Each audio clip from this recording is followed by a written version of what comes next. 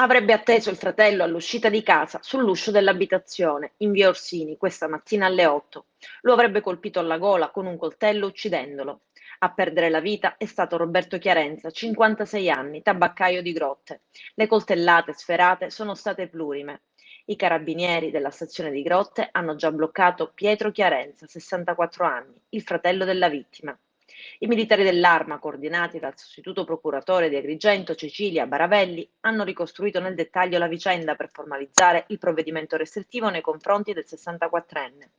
Sul posto in Viorsini è in corso anche un sopralluogo della sezione investigazioni scientifiche del comando provinciale di Agrigento.